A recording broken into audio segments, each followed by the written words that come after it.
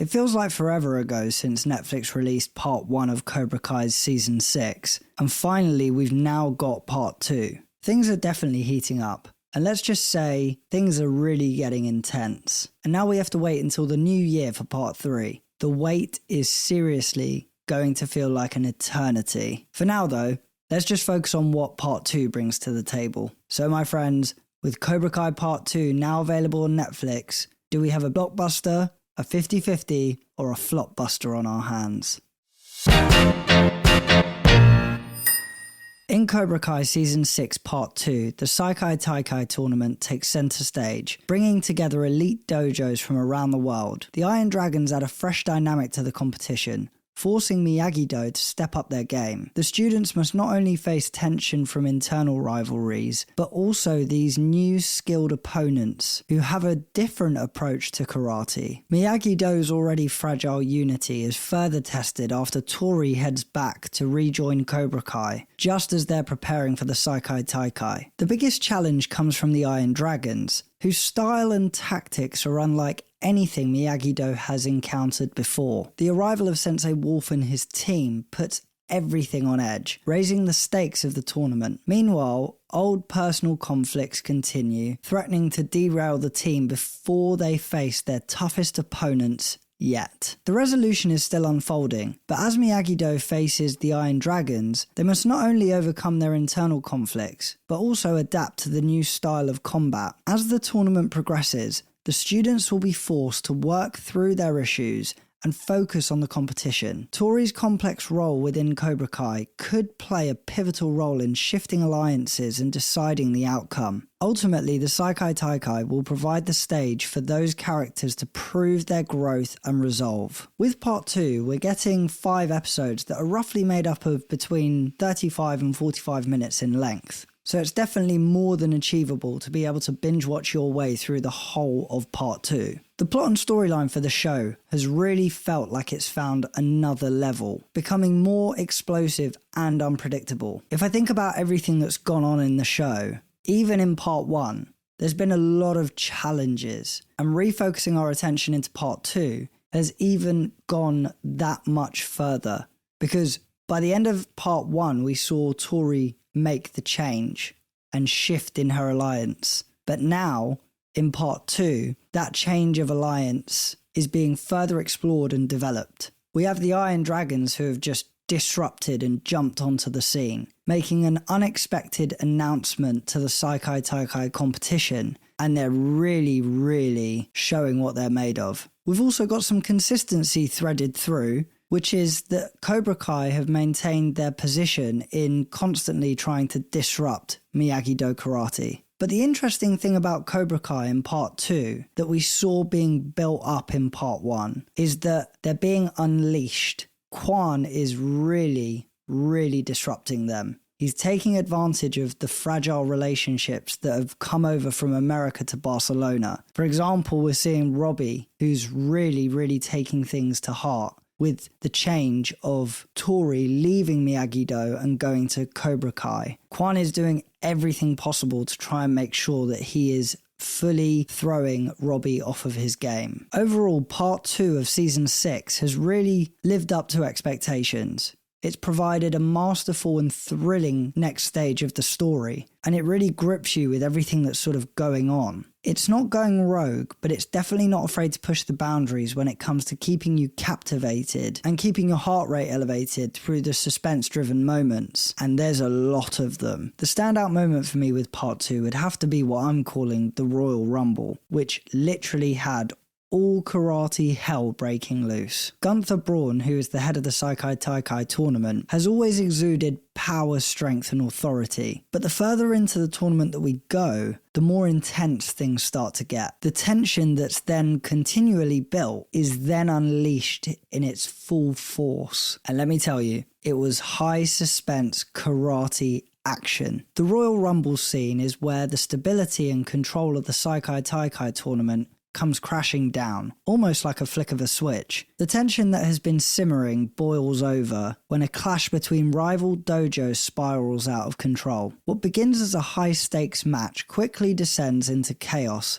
as rules are ignored, alliances are tested, and the line between competition and survival blurs. Gunther Braun's authority is put to its ultimate test as the tournament's integrity hangs by a thread. Despite Gunther Braun's attempt to regain order, the chaos continues to escalate until key fighters such as Daniel, Johnny, and Chosen intervene to separate the fractions and bring the situation under control. However, the resolution is far from neat. It leaves lasting scars on the competitors and fans alike. The explosive showdown ends with a devastating cliffhanger, unresolved rivalries, shocking betrayals, and the ominous promise of even higher stakes in Part 3. By the end of the Royal Rumble scene, you can definitely feel like you've been through one heck of a ride. But even then, you're left with a massive cliffhanger at the end. And now we have to wait for Part 3, which is so annoying, but only because it was that good.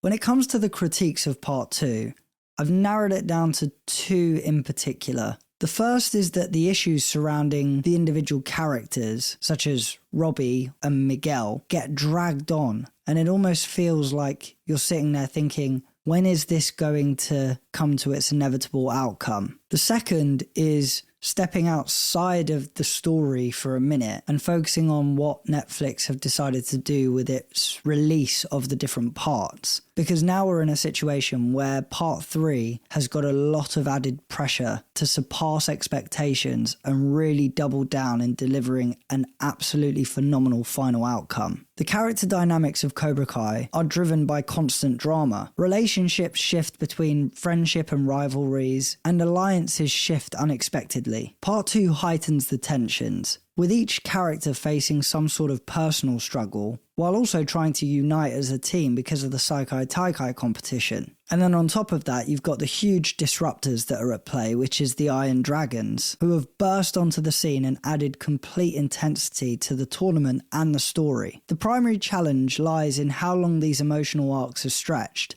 making some conflicts feel repetitive. For example, tensions between key characters like Tori and Samantha continue to escalate, but don't reach a meaningful resolution. Similarly, the looming presence of the Sekai Taikai tournament is exciting, but at times overshadowed by drawn-out personal drama, leaving viewers eager for the action to pick up pace. While some of these conflicts simmer without full closure, Part 2 provides enough payoff to keep the story moving forward. Moments like the team finally coming together during high-stakes tournament sequences or surprising twists with the Iron Dragon dojo do bring bursts of energy. However, the biggest resolutions are deliberately withheld, setting up what's likely to be an explosive conclusion in Part 3. The narrative takes time to address smaller character growth moments, which helps ground the story, but ultimately, the payoff is saved for what's coming next. I think Part 2 has been great at introducing the next phase of the show, but it also leaves a bit of mixed feelings. Satisfaction from the intense action drama, but also frustration because of the unresolved conflicts and pacing issues. The cliffhanger certainly builds anticipation, making you really eager to watch Part 3 of the show. But Part 3 now carries the enormous responsibility at being able to deliver a slam dunk with an unforgettable end to the saga. Now, when it comes to the standout performances and character development of the show, I do think it can feel like more of the same. Similar characters that we've definitely seen before that fall out with each other, rivalries that you would think are over that are now back. But the difference this time round is that they were already fragile relationships from Part 1 of the show, which the new characters have been able to see and take advantage of, which actually does make things both believable and exciting. Now, my top picks for the standout ones to watch are Robbie Miguel, John Kreese, Johnny Lawrence, Samantha LaRusso, Daniel LaRusso, Eli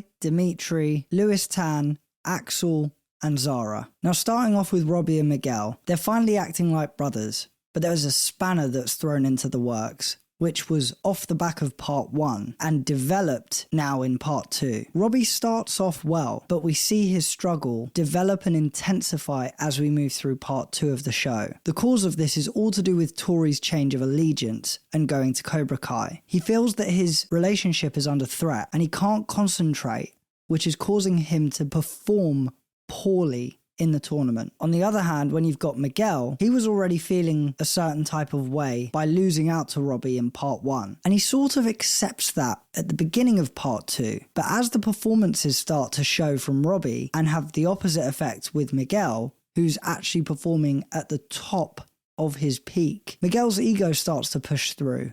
And we get to see that through an interaction with him and Robbie, where he's explaining to Robbie the cold hard truth that he doesn't think he's captain material because he's not focused and performing at all like we usually would see him perform. Ultimately, we've been here before with these two characters, just on a less severe level. It can feel like more of the same, but actually they've got that somewhat common ground that they've built since they repaired their relationship. And the resolution between both of these characters towards the latter stages of part 2 actually has a satisfying outcome. Samantha and Tori have an interesting character dynamic. They are very newly crowned friends, and we saw them park their differences in part 1 of the show, but the friendship is fragile, which makes it more realistic and more entertaining, as it's what you would expect. With Tori, we're really seeing the conflict within her come to the surface in this part 2 of the show. We can see that she didn't really want to make the decision to rejoin Cobra Kai, but because of the grief from losing her mother, as well as thinking about her future, she justifies her decision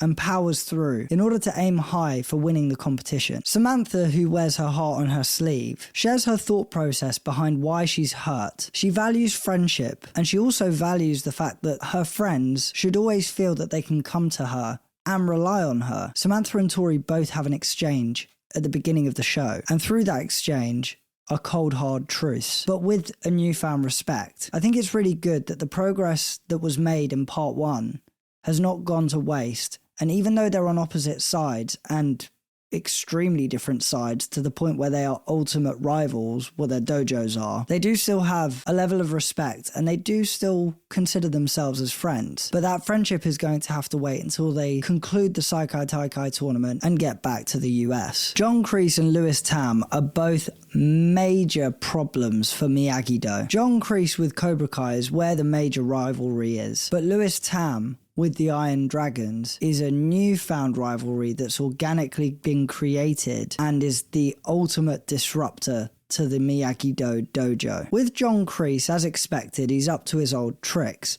but he's rattled in part 2 because he's met with a very interesting plot twist that really gets under his skin. On the other hand, with Louis Tan, he really brings excitement and entertainment to the show. In the beginning, you don't think he goes seeking out trouble with Miyagi-Do, but actually he's very strategic and calculated in how he maneuvers what he wants. Overall, I think that John Kreese and Louis Tam really bring that brilliance to the show when it comes to villains. One provides that element of familiarity, while the other provides something fresh and new for the rivalry and disruption, as well as the threats to the Miyagi-Do dojo. Eli and Dimitri continue on from part 1 of the show. The Binary brothers are still not getting along. Eli is annoyed at Dimitri because he keeps talking about how he's going to be going to MIT. And Dimitri is annoyed at Eli because he was supposed to be going to MIT with Dimitri. With both of them, I feel like it's all coming from a place of disappointment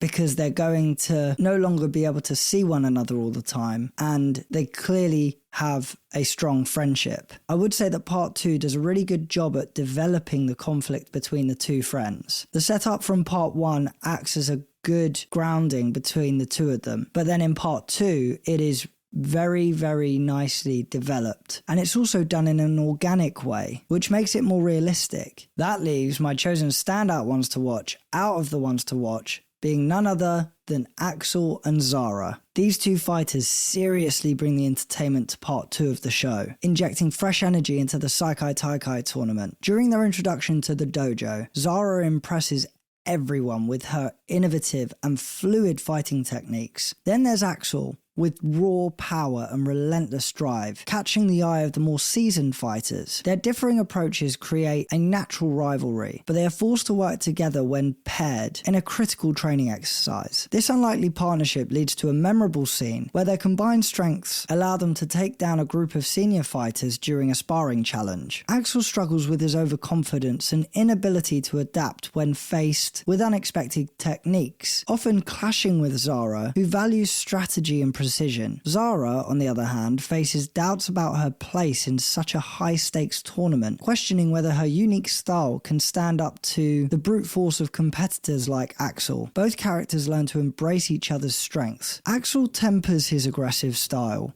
by adopting some of Zara's calculated movements, while Zara gains confidence by seeing how her technique can complement Axel's raw power. During a pivotal match in the Sekai Taikai, they demonstrate incredible teamwork, earning respect from their peers and proving they deserve to be part of the Cobra Kai legacy. Axel and Zara are definitely my favourite characters in part 2 of Cobra Kai. It showcased how two very different characters can come together and bring the best out of each other. The partnership added emotional stakes to the action, and provided a fresh perspective. Watching their growth in part 2 is incredibly rewarding. Plus, their completely differing personalities add something fresh and new, as well as their fighting style. When it comes to the visual and cinematography, I noticed some really striking elements that stood out to me in part 2. The global expansion of Cobra Kai part 2 is visually brought to life with its introduction of international dojos, each with a distinct style that reflects its cultural roots. From the sleek precision of Dojo Berlin to the bold energy of